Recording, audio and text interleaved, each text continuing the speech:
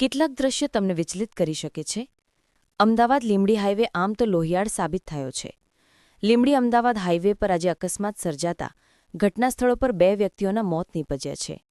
લીંબડી તાલુકાના ગામના પ્રદીપભાઈ ઉર્ફે પિન્ટુભાઈ ચૌહાણ અને થોરિયાડી ગામના ભાર્ગવભાઈ પ્રવીણભાઈ મકવાણા, જેઓ લીંબડી તરફથી અમદાવાદ તરફ મોરૈયા ગામ એક્ટિવા લઈને જઈ રહ્યા હતા.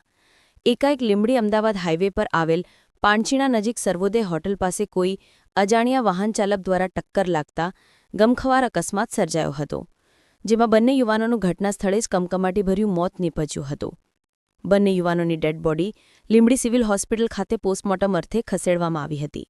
ત્યારે લીંબડી સિવિલ હોસ્પિટલમાં લોકોના ટોળેટોળા ઉમટી પડ્યા હતા. આ બાબતની જાણ પોલીસને થતાં પોલીસે આવી અકસ્માતનો ગુનો નોંધી વધુ તપાસ હાથ ધરી છે.